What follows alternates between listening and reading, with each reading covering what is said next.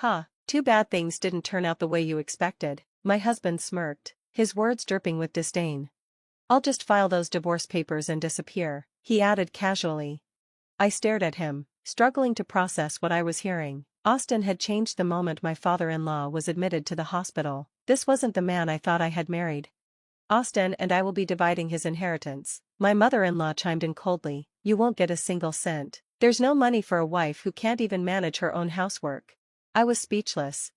But when I went to City Hall to file for divorce, I uncovered a shocking truth.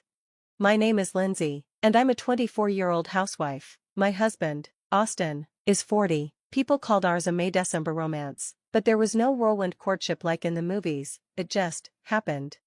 I first met Austin's father while working at his construction company. For some reason, he took a liking to me right away and repeatedly suggested that I marry his son. Austin was expected to take over the company, but with no marriage prospects in sight, his father grew increasingly worried. He feared that the business he had worked so hard to build would collapse without an heir.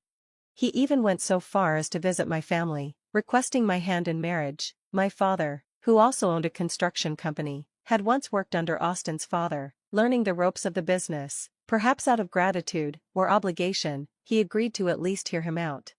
But the age gap made him hesitant. "I want to respect both Austin's and Lindsay's choices," my father said. "They should date first. If they decide to marry, we'll discuss it then." Austin, knowing that our marriage was the key to his inheritance, readily agreed. During our courtship, we got along well. We went on dates, to dinner, movies, shopping, and slowly grew comfortable with each other. It wasn't exactly a fairy tale, but I convinced myself that we would make it work. Before long, we were engaged. Then, everything changed. Austin's father fell ill and was frequently in and out of the hospital. Since Austin was busy with work and my mother-in-law didn't drive, I, his fiancée, became the one to care for him. "You should focus more on housework," my mother-in-law would say with a sneer. "You're going to be my daughter-in-law soon, after all." She constantly belittled me, treating me like a servant, but I endured it. Yes, I'm coming, I'll start the car," I would reply, rushing to take my father-in-law to the hospital.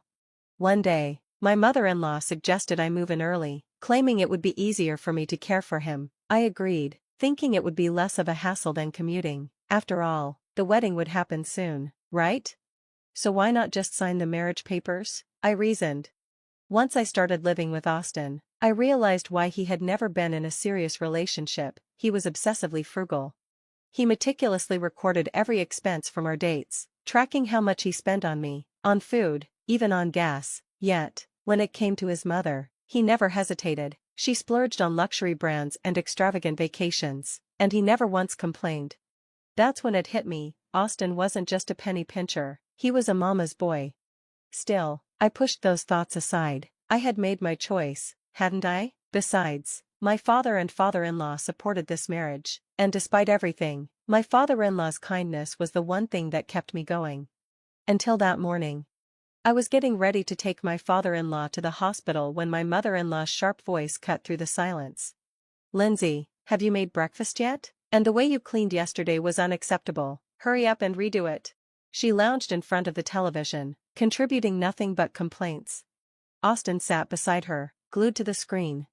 I clenched my fists. "I'm sorry, but I don't have time. Your husband needs to go to the hospital." For once, I didn't back down. And that was the moment I realized, I wasn't just trapped in a bad marriage, I was suffocating.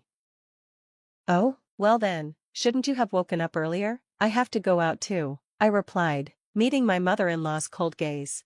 "Make us breakfast before you leave," she snapped. I glanced at Austin and his mother, sitting there without a care in the world while my father-in-law, their husband and father, was unwell. The least they could do was help. Still, I swallowed my frustration and turned to my father-in-law. "Please wait just a moment, I'll be done soon," I assured him before rushing to make breakfast. After quickly preparing their meal, I served it to Austin and his mother. Then, I hurried back to my father-in-law, gently helping him to his feet. "I'm sorry for making you do so much," he murmured, guilt weighing on his voice. "I should apologize to your father too." And then, right before my eyes, he collapsed. "Are you okay?" I gasped, panic surging through me. But my husband and mother-in-law, they didn't so much as flinch. They kept eating as if nothing had happened. Shaking off my disbelief, I grabbed my phone and called an ambulance. My mind was a blur until I heard the distant wail of sirens. When the paramedics arrived minutes later, my mother-in-law barely spared a glance. "Sorry, Lindsay, I have plans, you handle the rest," she said, standing up. Austin followed her lead.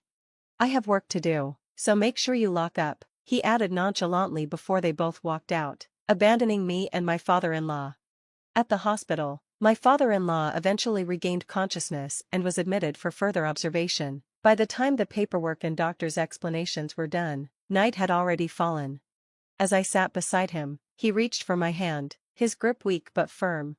"If something happens to me, I'll leave you something, Lindsay," he said softly. "It's my way of apologizing for making you endure my ungrateful son and wife. I suppose I was too focused on work to realize what was happening in my own home." His words were heavy with regret. Just then, I heard someone clear their throat by the door. I turned to see Austin and my mother-in-law walking in. For a moment, I thought maybe, just maybe, they had come because they were genuinely concerned. "He'll be fine," I reassured them. "The doctor said he just needs rest. He'll be discharged in a few days." I thought they would be relieved, but then, was it my imagination, or did Austin click his tongue, and was that disappointment on my mother-in-law's face? Something felt off. A few days later, just as I was about to leave for the hospital, Austin and his mother handed me a document. "Take this to the government office and submit it," my mother-in-law instructed. I glanced down.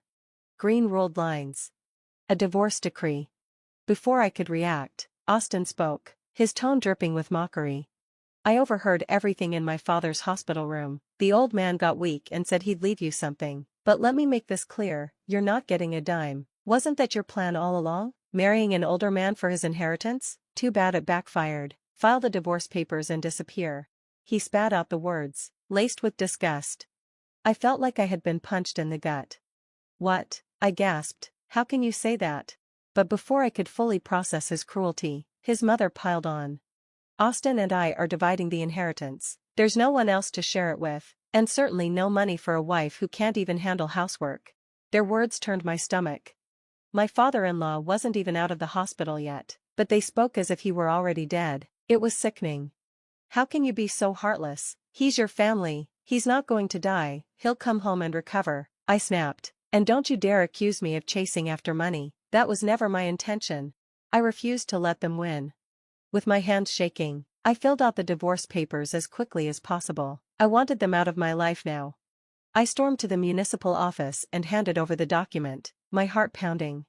But then, the receptionist frowned. "Miss, there's a problem with this form," he said. Confused, I asked, "What do you mean? Is something missing?" He hesitated before asking, "Can you confirm your name?" I did. Then he asked for my maiden name. When I gave it to him, he let out a small chuckle. "Your marriage certificate was never submitted," he revealed. "Legally, you were never married." My breath caught. I wasn't sure if I was horrified, relieved, or enraged. The receptionist slid the completed divorce form back to me. Still reeling, I called my mother-in-law for answers. She answered casually, as if none of this was a big deal. "Oh, I completely forgot. I had the marriage certificate all this time." She forgot? Liar. "You did this on purpose. You only saw me as free labor," I shouted, unable to hold back my fury. Her laughter rang through the phone, joined by Austin's. "Well, it'd be hard to order a stranger around, wouldn't it?" she taunted. "But a wife would do anything for me." That was it. I clenched my fists, my blood boiling. I wouldn't let them get away with this. Without wasting another second, I called my father and asked him to meet me at the government office. When I explained the situation, he dropped everything and came immediately. Together, we had the official confirm the facts once more. We even requested a certificate of residence, proving beyond a doubt that Austin's marital status had never changed. I had been living a lie. A pawn in their twisted game. But now? Now, it was my turn to fight back. I had been forced into the role of a wife, worked tirelessly, and then discarded the moment an inheritance came into play. Even my normally mild-mannered father was enraged. Together, we rushed to the hospital where my father-in-law was recovering. When we entered his room, he looked up and said, "You didn't have to come all this way." But as my father explained the full extent of the deception, my father-in-law's expression darkened, his hands clenched into fists, and I could see his frustration mounting. We sat in his hospital room, discussing how to deal with Austin and my mother-in-law. Neither of them had visited him even once since he was hospitalized. Then, my father-in-law made an unexpected proposal. Austin is unfit to run the company, he admitted. I had hoped he'd grow into the role, but I see now that it's impossible. If he takes over, the business will crumble, and the employees will leave. I'd rather entrust the company to you, sir. He looked directly at my father. Merging the business with my father's company was a logical solution. The company was profitable, and this way, it would continue to thrive under competent leadership. This isn't just a difficult decision, my father-in-law added, but one necessary for the future. Then, to my shock, he suddenly laughed. As for my wife, she's so obsessed with money that she's been living in luxury, ignoring her hospitalized husband. She deserves this. His voice was cold, resolute. Then, he turned to me and my father. Is this enough to make up for all the trouble I caused you? My father and I exchanged glances. Small smiles tugged at the corners of our lips. Yes, this was more than enough. The next day, my father's legal and financial team sprang into action. It was finalized, the company would merge under my father's management, retaining its original name. Austin, who had been vice president in name only, was fired immediately. His replacement was an experienced executive from my father's firm. My father-in-law would officially sign off on everything once he returned to work. Austin and his mother had no idea what was coming. The countdown to their downfall had begun. 2 weeks later, my father-in-law had fully recovered. My father and I completed his discharge procedures and drove him home. When we arrived, my mother-in-law was gone, and Austin was at work as usual. Cruel people. They had no idea that by tomorrow, their entire world would collapse. The following morning, I returned to my original job. The atmosphere in the office was tense yet electric. The new vice president was already settling in. Then, in a packed conference room, my father-in-law opened the morning meeting. He announced the company's merger and officially declared Austin's termination. Right on cue, the door burst open. Austin stormed in, a letter of termination crumpled in his hand. His mother followed, clutching a divorce decree. Dad, what the hell is this? Austin bellowed. Why didn't I hear about this? His mother's shrill voice cut in. What is going on? How could you do this to us? They were unraveling, right in front of everyone. Exactly the kind of meltdown I had been waiting for. Then, as if on cue, their eyes locked onto me. It's you, they shrieked. You set this up because you didn't get your inheritance. I met their hysteria with a calm, unwavering gaze. I didn't do anything, I said simply. You did this to yourselves. My father-in-law's voice cut through the chaos like ice. Enough, his glare could have frozen flames. You're disrupting my morning meeting, get out. Employees rushed to escort Austin and his mother out of the room. Their protests echoed down the hall, but no one cared. My father-in-law turned back to the staff, apologized for the disruption, and smoothly resumed the meeting. Just like that, Austin and his mother had been erased from the company. Even after their disgrace, they lingered around, desperately trying to beg for forgiveness. But I ignored them. I had no intention of accepting their apologies. Security eventually barred them from entering the company premises. Shortly after, they were forced out of their home. From what I heard, they were now holed up in a rundown apartment near their former house, an ironic twist of fate for people so obsessed with money.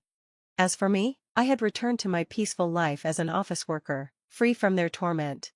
My father, however, wasn't done yet. He was preparing to file a legal claim for damages against both Austin and my mother-in-law. They had lost everything, their wealth, their status, and their futures. This was just the beginning of their descent into hell. And I had no plans to save them. After all, the way you treat people will always come back to haunt you.